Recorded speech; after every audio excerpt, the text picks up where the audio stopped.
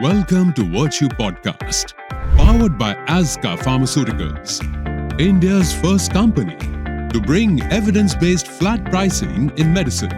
Virtue Podcast brings in renowned healthcare experts as we explore the path to healthier living, where science meets virtuosity. Tune in to YouTube, Instagram, Facebook, and Spotify as we welcome our virtuous guest. Don't forget to subscribe, hit the bell icon for the latest updates, and leave your comments. Welcome to Azkka Virtue Podcast, where we decode the secrets of well-being with experts who truly care. I'm Bhavin Bhatt, and today I'm personally very excited, and there is a reason. Because some doctors treat heart, a few go on to touch hearts, and then there are rare ones who redefine the heart care truly. Means today we have a name with us that's synonymous with cardiac excellence in India, Dr. Jagdish Hiremath sir. Thank you so much, sir. It is pleasure to have you. From performing over 50,000 angiographies to authoring a landmark book on angioplasty, Dr. Hiremath's journey is a masterclass in both skill and service.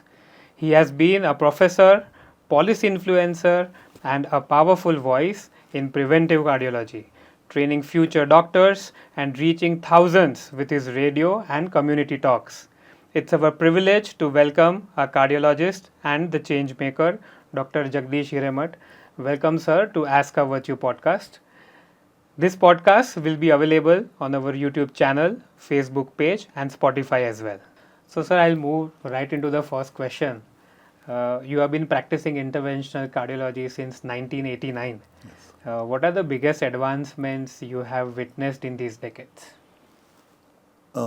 Takes me back to 1989 when the first angioplasty of Pune or Maharashtra was performed.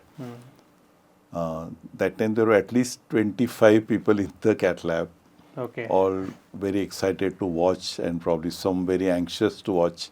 absolutely. And there was, shall we say, I could hear people breathing.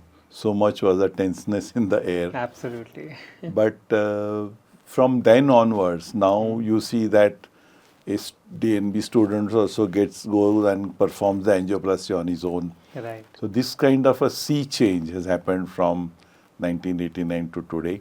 True. Then we were only balloon angioplasties.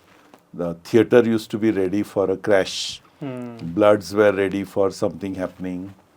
And the team was ready for taking up the patient for surgery if something went wrong. Right. Then the steps came when there was stents, then this kind of crashes became less. But I feel the tipping point was the drug-eluting stents because that is when angioplasty really stabilized. I think it was around 2003 Okay. when we got the first drug-eluting stent. And then the restenosis, that means the reoccurrence or a failure after a stent got really less. It came down to single digit. Right. And that's when angioplasty really started taking off. And then there were, shall we say, absorbable stents which came into making. And now we are talking of a metal-less angioplasty. Wow. A future will be where angioplasty is performed, but there will be no metal left inside the artery. So the artery remains normal after an angioplasty and for years to come after that. Wow. And the biggest advances I've seen is where tackling calcium, because as we progress, more and more elderly people come into angioplasty. Those 85 years, 90 years are also undergoing angioplasty these days. Right. And their arteries are very hard because of calcium. But the way we tackle calcium nowadays, whether it is rotablator or intravascular lithotripsy, success rate has enormously high. Right. So I feel that it's a field which has progressed remarkably well and the strides that are taken are really, really good. So today, if somebody has to get a disease, I felt it could be heart attack because it could be treated very successfully and efficiently. So, sir, this itself is so incredible. I mean, you have seen from day one till all these advancements over the last 3 decades plus, I would say. So that itself is very awe-inspiring, how far we have come. from the era of invasive, uncertain procedures, as you said, to a time where there is now so much precision and patient comfort. Yeah, Which and it you, also added initially cardiologists were all diagnostic physicians. We would do angiographies and the patient would go for a bypass. right, But then these intervention, that means treatment part of cardiology, came to cardiologists themselves. right, So they became the gloved, True. shall we say, and then the whole thing changed. Maybe the other branches also, whether it was gastroenterology, everywhere the intervention came into picture. absolutely. So that was also a big change in the medical field, from surgery to non-surgical interventions. True. And this has absolutely redefined the outcomes as a whole. True. True. So, sir, looking back on your journey, treating lakhs of patients and performing critical interventions, what experiences have stayed closest to your heart and shaped your identity as a cardiologist? I wish I could pick a few because there are so I'm many. sure it will be very difficult. I know, there are so many. But one, when I started practice, it was way back in early 1992, 93. And that time a cardiologist would treat everybody, a baby also and a very octogenarian gentleman Right. also. Right. A 3-year-old girl child was brought to us in absolutely dead state. Oh, She was no pulse, no heart, not going. oh, So I remember she was so small, with my thumb I gave her cardiac massage. oh. And somehow she got revived. Hmm. And later on, of course, her heart remained weak. But for a number of years, she came to me with her medical treatment. She Wow. became a grown-up girl, then went to college, then joined computer sciences. Then she had a pacemaker implanted at the age of 19. Okay. And then finally she underwent a heart transplant at the age of 25. Wow. And that's also now 7-8 years old. And she's into in IT sector. And coming from a very modest background, the way her father used to support her or bring her in dire emergencies, now she is the breadwinner of the family. Wow. And she is now supporting the whole family. So the whole thing led to my mind was never to give up and keep Right. trying, because there is hope True. at the end of whatever you do. So that kind of a message that I got for myself in that particular case. And another incidence or scenario that I remember was treating VIPs. I was very young again, 35, 36-year-old, when a super VIP, I don't want to name obviously, and a very well-traveled, erudite gentleman, intelligent in his own way. And when, of course, there were airs about how to treat, what to do, intervention that time was quite new. But then he literally empowered me. He knew I was a young budding cardiologist, Right. and he empowered me to perform better by his maneuvers, his mannerisms, the way he gave me confidence. And he said, finally, I am your patient. Theoretically, I knew that I was a treating doctor and he was a patient. But coming from him, True. it was a big bolster for me. So Absolutely. then I realized that that's what I have been practicing now, because as a senior doctor, I am treated for my eye by some junior doctor. Right. I go to others as patient myself. But Right. I follow that, and I feel that empowering, whether it is a junior doctor or any other professional, makes so much difference that Absolutely. there are so many incidences which come to my mind, of course. Being in cardiology or in medicine is all evidence-based practice.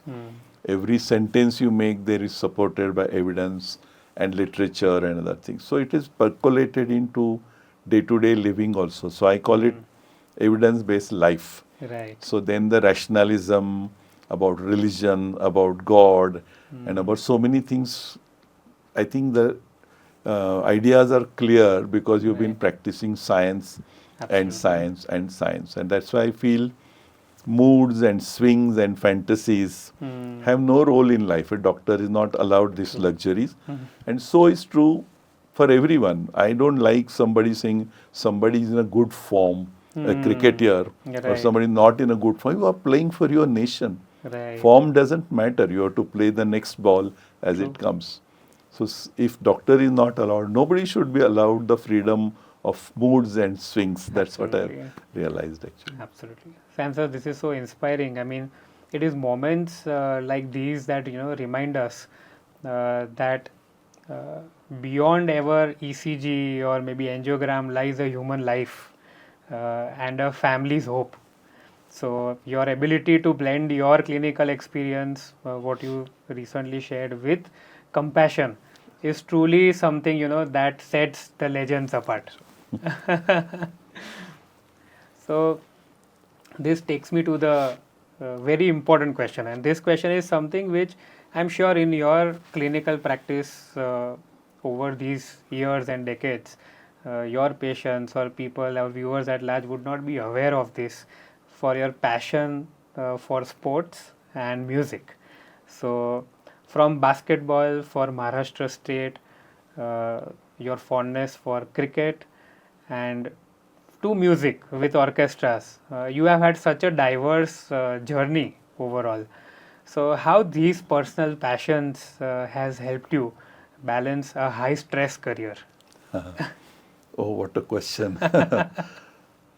Well, I think the sports and the basketball, what taught me was the ability to lose. Absolutely. Because being a very tall player in my team, I would get lot of penalty points in the dying moments of the game, where the whole game revolved around my performance. Whether I scored points, I would win for the team, or I could lose for the team. Right. And there were both moments where I lost also and I won also. Right. But that gave an insight that, these things can happen. It's a science of probabilities. So what you have to do, you have to do. Right. But what will happen is you cannot control it. True. But that ability to lose at times came through sports. So people call it sportsman spirits or whatever. True.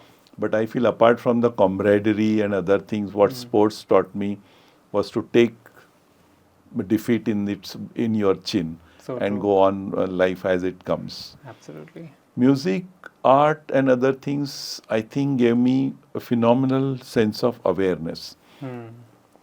Because when you are, suppose, anchoring a show and things happen, that time you have to take spontaneous decisions and all. So extreme form of awareness is what you gather there. True. Because there, singer will perform on his own, musicians will do on their own. But as an anchor, you have to be extreme form of awareness, whether Absolutely. what's happening, what's going to be the next scene, who is in the audience, what kind of comments Very are coming. spontaneous. Yes, Yeah. so that awareness part, I think, was coming through this. And of course, music is musical. I mean, you enjoy that. The enjoyment part is different, but we are looking at what we learned from all this. So of course, doing all these things and their successes and failures give you a different kind of a personality, wherein you can do other walks of life also. You can use these experiences and become a good human being. True. Actually, I always keep talking to all other doctors also that we as doctors probably are in an excellent position to evolve as human beings. True. Because we treat humans, we treat human sufferings, Right. we deal with emotions, we deal with life and death, we deal with the relatives who are in distress. Right. So all these things must teach ourselves many things. And we read tremendous amount of literature, like reading anything will make you better. So we read so much about even cardiology and otherwise also. So all these aspects, I think, we should be able in a very good position to evolve ourselves. And the music and other things have helped me do that. True. One other aspect which really helped me was the brush with spirituality. Okay. That was a course called Siddha Samadhi Yoga. So it was just a 15 days course on meditation, pranayama and other things. I went there more as a curiosity to learn as to what is meditation, and because it used to be appearing in our medical books as well. Right. But that 15 days kind of transformed me into a different human being. It taught me as to the importance of living the moment, Wow. being a leader, taking responsibility. All these things we keep learning or reading rather, but that is, I learned some things there. And probably that implementation also helped me a lot in my day-to-day practice. So, sir, this is such a powerful message for all our listeners, that especially young doctors, I would say, that to know that healing others starts with healing and nourishing your own self, and pursuing something like sports or maybe a course in spirituality and music indeed helps you to become what you are already doing good, it helps you do better. Correct. So, And if at all, take it up in your younger age. Don't leave it for old age yeah, when you are absolutely, very true. That's so, sir. Not many clinicians take the time to write a full reference book. This is another point which I would like to bring in, which not many would be knowing, especially on something as complex as angioplasty. So, what sparked that journey for you, and what makes your book truly stand out? Yeah, first of all, that I could complete writing a book in itself was a great thing for So me. true, so true. It was really reaching the bone. Hmm. See, I always had that, shall we say, the spark in me to teach. Right. I have not been in a teaching institution as such, but everywhere I go and deliver a talk, each one comes and says that you are a teacher to the core. So when I got in angioplasty, came to India, that time only few of us were there, and we got this angioplasty today. It grew in its own way. So I thought this experience of mine must reach young cardiologists who are now in their DNBs and DM students. Because there was no formal book as such. There were Right. bits and pieces. You would read about A chapter somewhere else, B chapter somewhere else. So then, being in this field, I would knew what kind of a book can be compiled, and what was the requirement of such students or younger cardiologists as such. Right. And fortunately, friends are everywhere, whether it is in India, abroad, or all cardiologists would easily kind of write a chapter for me when I requested. Right. So that kind of a cooperation also helped a lot. And that book, I knew it would be a period. Nowadays, written printed books are periods, so maybe max of 5 years, because then they get out of date by that time, by the time 5 years are over. So it served its purpose. It reached to students, it reached to younger cardiologists. They would call me at times and ask ABCD about it. And it's a remarkable sense of satisfaction Absolutely. when you could complete that. Absolutely. Sir, I'm sure, I mean, it will be surely a gold mine, because your experience of these 3 decades, 4 decades compiled in one book will surely be very remarkable. And I would say it's an amazing contribution, not just to science but to society itself, making angioplasty understandable to both students and patients is no small feat, I would say.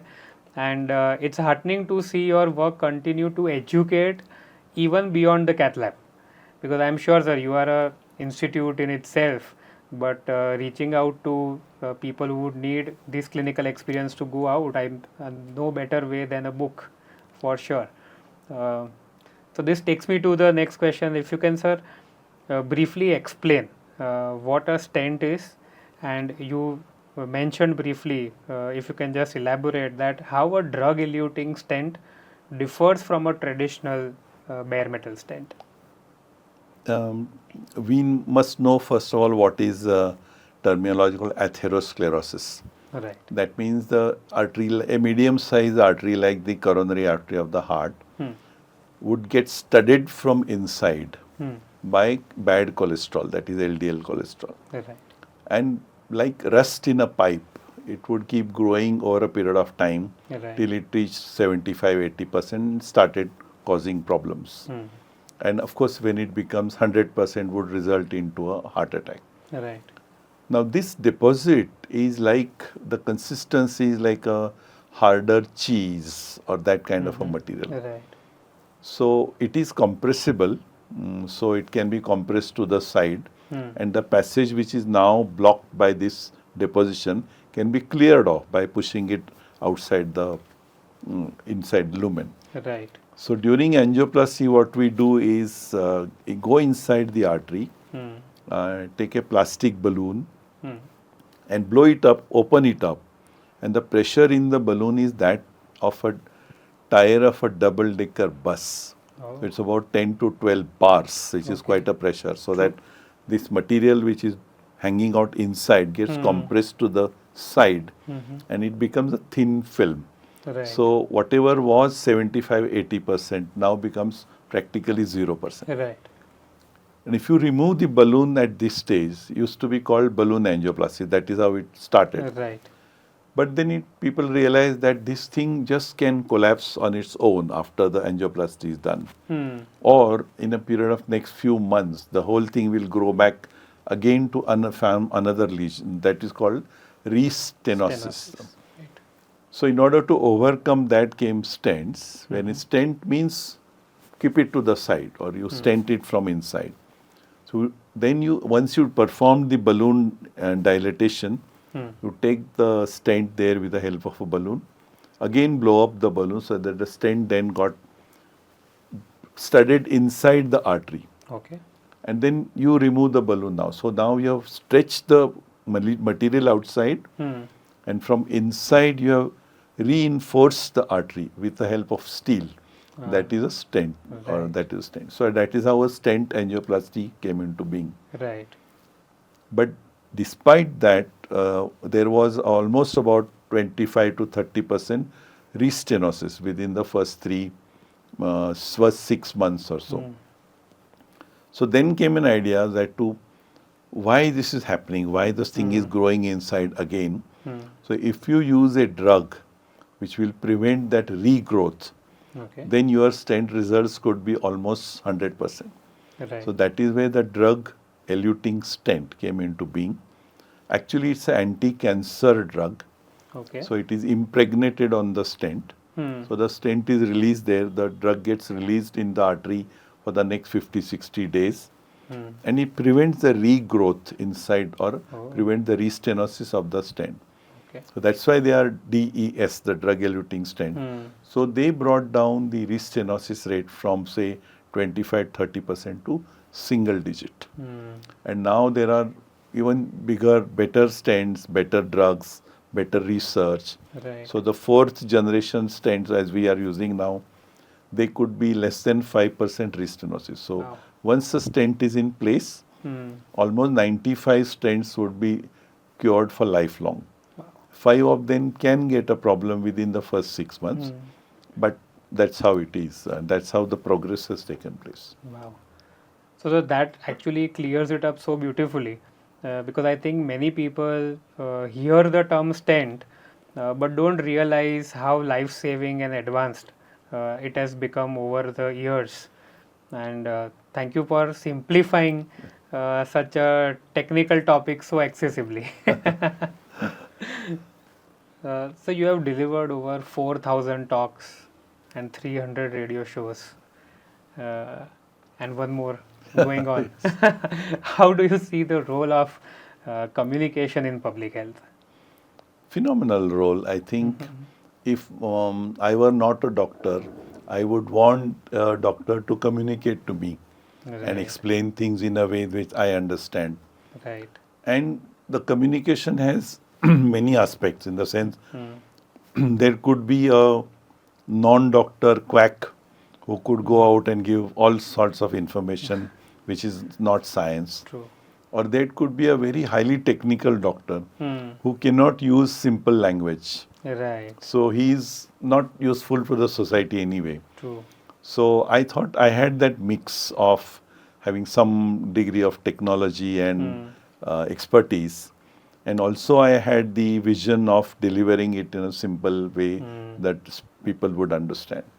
And it makes a huge difference if you explain to them the procedure of angioplasty before, or if you explain the seriousness of a situation to them. Right. Like I have been involved in heart transplantation. So it's such a big process that the counseling itself can run into 60 minutes, 90 minutes. So Wow. communication there is of importance. Absolutely. So that's why I thought, why not take it to the doorsteps of the people. And I got the opportunities by friends in this industry or some such thing. Right. So I got into radio. One talk would invariably fetch me another invitation for another talk. So that's how it got built up. And then it gives a remarkable sense of satisfaction. Absolutely. It sometimes is more than performing a good angioplasty because you have reached people, touched their Right. heart, and you can see the connect from the audience. When you are delivering a talk, you explain something, a difficult term, explained well, suddenly their eyes lit up, and it's a good sense of feeling achievement there. So communication helps a lot. Patients get more aware. They come to you with more confidence. They kind of face the situations better. And even complications, if they are explained well.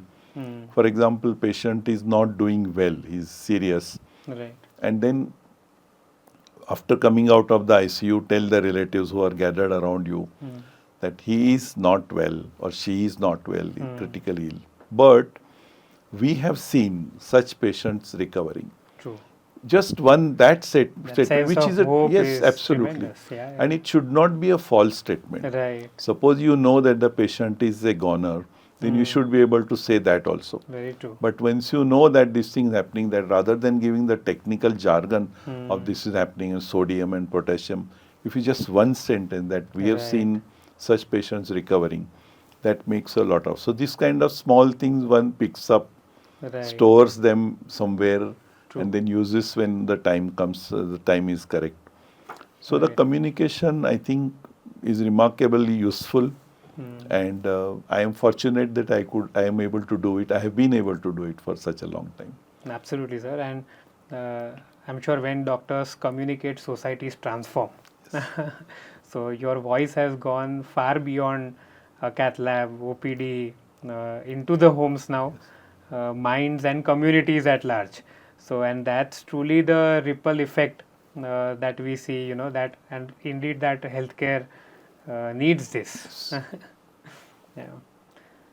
So, sir, there's a new focus on emotional cardiology. So, the link between mental health and heart disease. How real is the connection between anxiety, depression, and cardiac events? It's real, absolutely real. No doubt. We will know a physical aspect that somebody has a block and other things. Right. But we've seen in the movies that somebody hears a bad news and just collapses and dies, which is true. Because when there is a acute anxiety or acute stress, there is a surge of adrenaline in the blood. And the surge of adrenaline can sometimes go your heart haywire, what we call as VTVF, that means the rhythm is disturbed. Right. And that rhythm is a killer. It can kill the person if some things happen like that. So it depends on the acute stress, large rush of or a dose of adrenaline, and then the heart rhythm going haywire. That's a real possibility. Right. But the other way around also, people who are suffering from, say, coronary artery disease or heart failure or some valve disease, that disease wears them down. Absolutely. Every morning they feel the anxiety, they want to Right. go to the hospital, they want to get better, the expenditure which comes with it, or the family that is suffering, all that continuously wears on their mind. True. 33% of our coronary patients are actually depressed. Oh. But it's not realized by treating doctors many a times. And it's clearly shown by research that those who have depression will have worse outcomes. So a large number, 33%, 1 in 3 patients is that's suffering huge. Yeah. anxiety of the disease and the fear of death. All this looms large in their minds. So there is a big connection between mind and heart, and also heart and mind. So that other way around is so true. And sir, that's such an important insight. It reminds us that the heart doesn't just pump blood, it also reflects the emotional weight that is being carried. So the mind-heart link deserves a lot more attention in the mainstream care. I True, feel, very sir. true. Absolutely. As cardiologists, probably I feel we should get trained also for some kind of stress management, counseling and other So things. true. Basic things we should be able to, we should be taught in our curriculum. Very true, sir. So, sir, post cardiac events like a heart attack or a bypass surgery for that matter, many patients suffer from emotional trauma or a fear of recurrence. How can families and caregivers here support the mental recovery of a patient? Lot of common sense involved in this.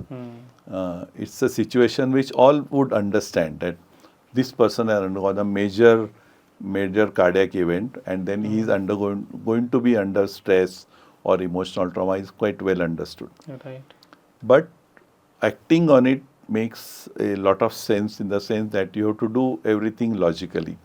First of all, the explanation that is the second most preventable disease is a second heart attack. Right. It's said that the most preventable medical disease is a type of lung cancer. If a person doesn't smoke, he doesn't get that kind of lung cancer. So it's the most preventable disease. Okay. And the second most preventable disease is said to be a second heart attack.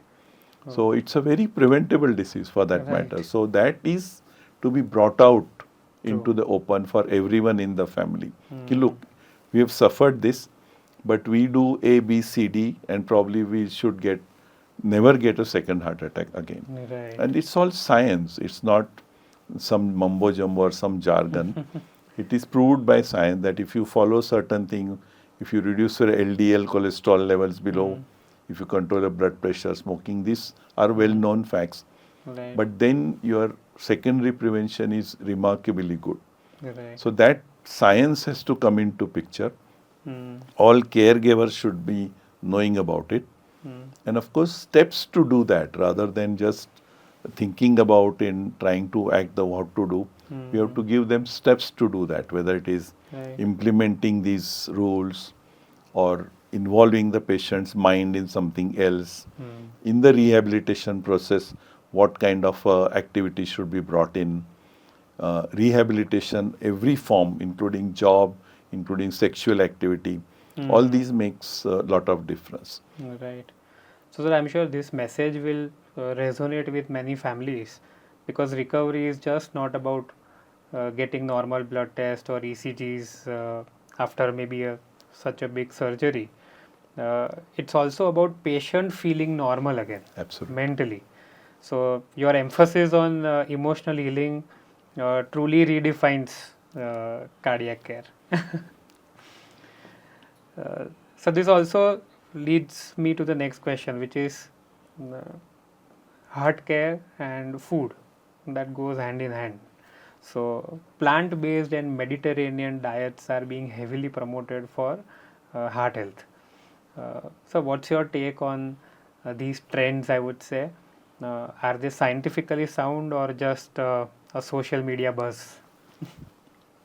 No, I think there is definite science in it because we know that what they provide in these kind of plant-based Mediterranean diets is nuts, which are good for health. Virgin olive oil, which is raw, that's also good for health. Then they will have veggies and tomatoes and all these things are good for health. So a combination of this like figs and walnuts, they all are good ingredients. So if they are brought together and served without deep fry, that is either they are sauteed or they are just grilled. So it's all healthy food, there is no doubt. Right. But we are in India and if is, our food as in the form of dal, chawal, sabji, roti is phenomenal. Right. And if you stick to that kind of basics food, it is for day-to-day routine, it is very good. Right. What I would feel is one could introduce these plant-based Mediterranean food as say twice a week salad or something. The good parts should be utilized. Right. But you can't replace our own food with that. We have to use a lot of common sense in it. Very Our own food is remarkably good. See, other than that, so intelligence part of it, the sweets and other things, where they are bad everywhere. But our basic food, which is cooked at home, dal, chawal, sabji, roti, maybe some kachumar and these kind of things are perfect foods. Right. So I feel that we should start looking at our food as very healthy food. Right. In addition, these plant-based food, I think they are blown out of proportion. But the good parts should be utilized. Maybe, as I said, twice or thrice a week is salad of plant-based Mediterranean food is good. Right. So there has to be a right mix, I would Correct. say, of what is your staple diet and how you Yes. can blend in Yeah, and means these one kind should of not diets. run after these promotions and Right. fads. Something else is good abroad doesn't mean it has to be good. Right. Right. So this brings us to a very interesting session in this podcast, which is a rapid fire round. And I'm very excited. What we call this as Doctor Ready for a Quick Fire is what we call it. So are you ready for it? Yeah. Right. So here it goes. One question every patient must ask their cardiologist but rarely does. What is my LDL? What is my ideal LDL cholesterol? Okay. One symptom that people often ignore but shouldn't. Unexplained exhaustion. Okay. If you could make one heart test free for every Indian, what would it be? CT coronary angiography. Okay. Eating at 11 p.m.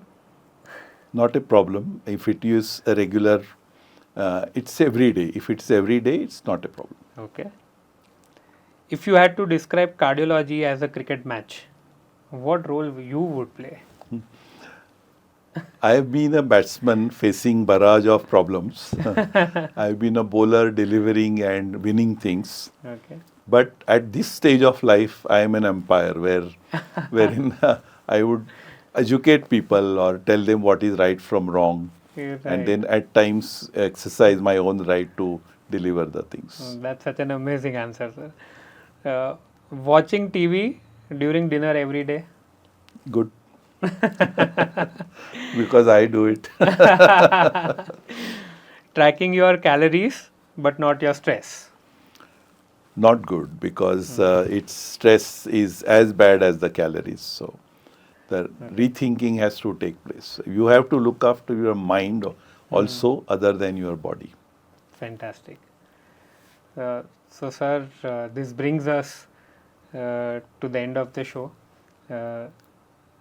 We thank you for joining us today and for sharing such thoughtful reflections from your remarkable journey. Your words remind us that medicine is not just science, it's a lifelong commitment to people, progress, and purpose. It's been a true privilege, sir, to have this conversation with you. Thank you for tuning in to our audience. We hope this episode leaves you not just more informed, but more inspired to prioritize your heart, both physically and emotionally. Thank you, sir. It was such a pleasure to have you. It's Thank our you. privilege Thanks to for the have you. opportunity. And the way it is designed and the way it is prepared, I think this is young India. This is new India. Thank you so much, sir. Pleasure to have you.